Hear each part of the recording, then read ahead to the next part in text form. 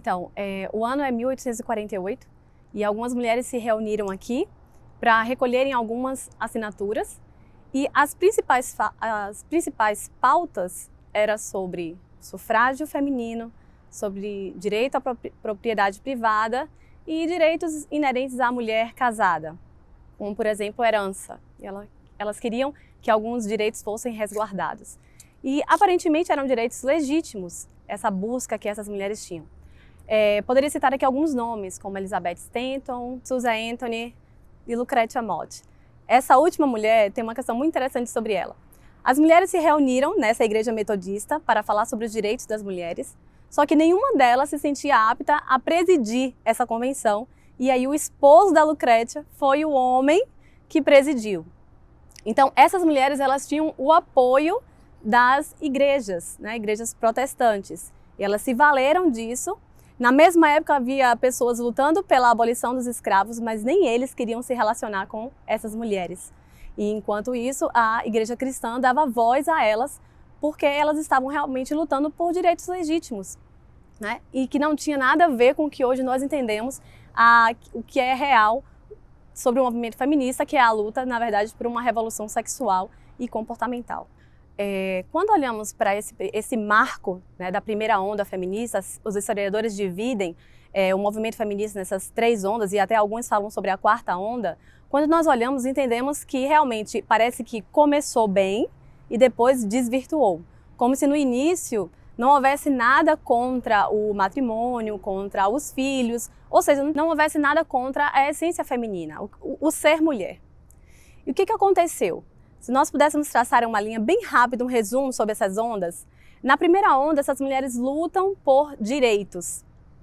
Na segunda, elas começam a lutar e questionar sobre o papel da mulher. Mas olha que intrigante, na terceira onda elas começam a questionar a mulher, porque elas passam a dizer que a mulher é uma construção social. Olha que coisa estranha. Primeiro se luta pelos direitos da mulher, depois sobre o papel da mulher, e aí agora a mulher existe? Ou ela é uma construção social? Então, o que aparentemente era apenas uma luta por direitos do cidadão, desde o início, se nós olharmos para a trajetória da Elizabeth Stanton, nós podemos ver que já estava enraizado ali a revolução sexual. A Elizabeth Stanton chega a declarar que seria em vão buscar a elevação da mulher enquanto ela era rebaixada ao casamento. E ela entendia ter filhos, ela entendia a maternidade como uma escravidão. E ela chegou a escrever uma Bíblia, conhecida como uma Bíblia feminista, e nela ela fazia isso e fazia uma releitura, né, que é tão comum hoje, para dar um novo significado, e ali ela deixava claro suas intenções. A Elizabeth Stanton chega a dizer que a Bíblia ela estava repleta de superstições e que quando ela se livrou delas, ela saiu das trevas e alcançou a luz. Então a gente percebe claramente como ela enxergava a Bíblia, e dá para entender porque ela era tão contra, né, as primeiras instituições ali dadas por Deus, que é o casamento e a família. Bom, muito se fala sobre as conquistas feministas e as pessoas pensam, principalmente as mulheres, de que a mulher só pode trabalhar hoje por causa das feministas, a mulher só pode votar por causa disso. E não entende que isso foram conquistas orgânicas, que à medida que os homens foram conquistando isso para si e para a sua família, como alguns autores falam, essas conquistas foram respingando nas mulheres e elas também conquistaram algo que foi concedido. Elas não conquistaram isso, na verdade, né? Foi uma concessão. Mas vamos falar então sobre as conquistas, né? Porque a gente precisa diferenciar bem essas duas palavras, concessão e conquista. A conquista do feminismo, tá? Vamos para a liberação do aborto, a legalização, na verdade, do aborto. Elas conseguiram isso, né? Vamos falar também sobre o poliamor, que é tão comum, a banalização do divórcio e do casamento. Essas são as verdadeiras conquistas do feminismo. Mas aí poderia surgir a pergunta, mas e o voto, né? Essa convenção aqui foi para o voto. Olha só, a maioria das mulheres que estiveram aqui votou contra. Elas não queriam voto. Por quê? O voto estava associado à obrigatoriedade de serviço militar e as mulheres não estavam interessadas a isso. Então é bom a gente lembrar que os homens conseguiram esse direito, e nem todos os homens, tá? Porque nem todos podiam votar. Por exemplo, no Brasil, os homens só poderiam votar se eles tivessem uma renda anual mínima. Naquela época, no Brasil, 1800 e Se eu não me engano, em 1823 ou 1829, os homens só poderiam votar se eles tivessem uma renda mínima de 100 mil réis. E para deputados, se eles tivessem 200 mil réis. Só podiam votar quem tivesse mais de 25 anos. Então, a gente percebe que em todos os momentos da história, nem todos podiam votar. Então, quando se fala hoje sobre voto, você diz, as mulheres votavam pelo voto porque elas eram as únicas que não votavam. Não, isso não é verdade. Se você pensar na Inglaterra, muitos homens que foram para a Primeira Guerra Mundial não votaram. Eles não tinham esse direito. Eles só foram votar depois desse período. Então não era só uma coisa, a mulher não era oprimida, ela não tinha esse direito somente porque ela era mulher, mas porque muitos cidadãos não tinham esse direito. Então o voto ele foi conquistado à medida que nós tivemos algumas modificações na sociedade, como por exemplo a República. Os homens foram lutando por direitos e, como eu já falei, esses direitos foram concedidos às mulheres. Então não foi uma conquista feminista. Até um fato interessante que a primeira mulher a votar no Brasil, a Celina Guimarães, ela diz uma coisa muito engraçada até. Ela fala assim, tudo que fiz, devo ao meu marido. Então o fato dela votar foi porque o marido dela teve essa iniciativa de inscrevê-la para que ela pudesse receber o título eleitoral. Nessa convenção, as mulheres conseguiram recolher 100 assinaturas, não para que elas votassem, não é isso. Elas, como eu falei, elas tinham outras pautas, né, que era propriedade privada, alguns direitos inerentes à mulher casada, e o direito ao voto estava entre elas, entre essas petições. Mas aqui elas saíram em 1848, aconteceu essa convenção. Elas foram votar em 1869, mas mesmo assim, os Estados Unidos eles saem à frente de vários outros países. Mais interessante ainda é falar que a França, que é o país da Simone de Beauvoir, foi um dos últimos países a liberar o voto feminino, só em 1945.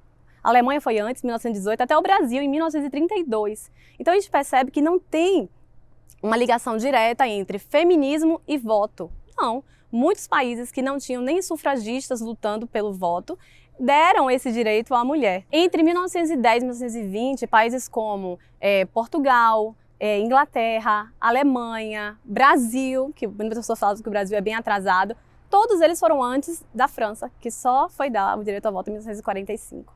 E o que falar então sobre a inserção da mulher no mercado de trabalho? As mulheres só puderam trabalhar por causa da luta das feministas.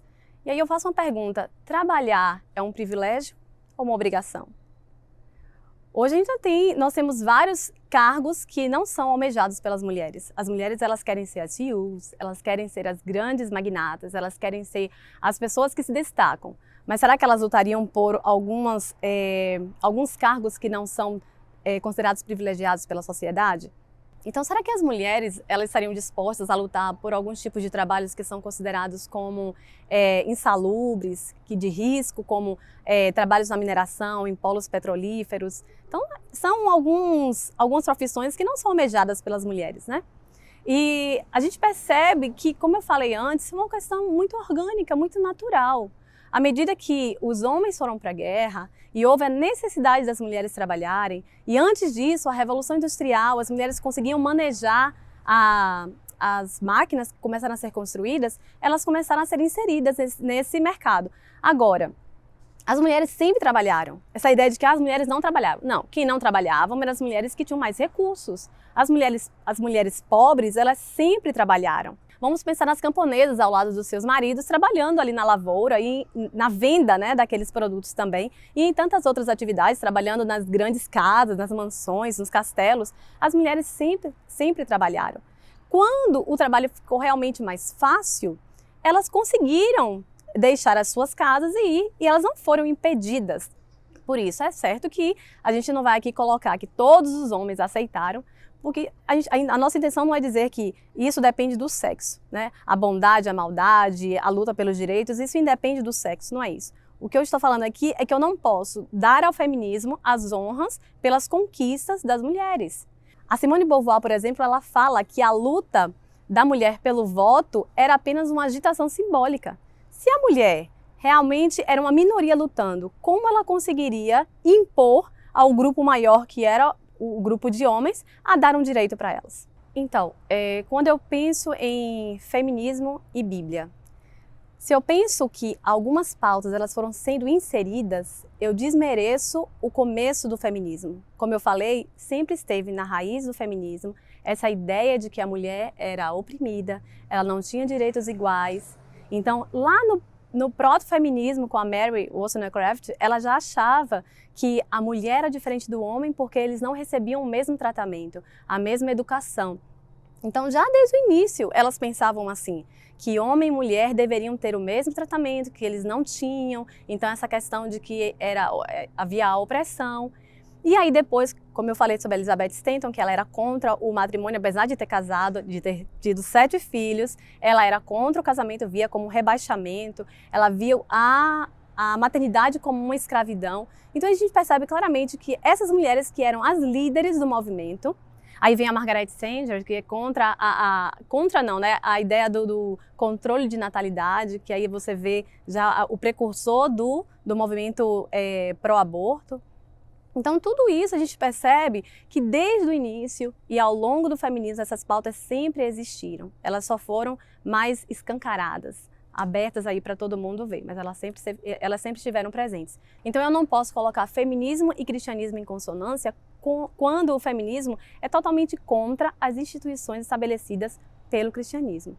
Casamento e família, elas são contra isso. E elas deixam claro de que a mulher ela precisa se libertar do que elas chamam da escravidão, que é a maternidade, sendo que é uma questão biológica. Como é que eu posso mudar isso? Que a mulher é o ser que engravida. Hoje nós podemos ver uma associação entre o movimento feminista e alguns outros movimentos, né?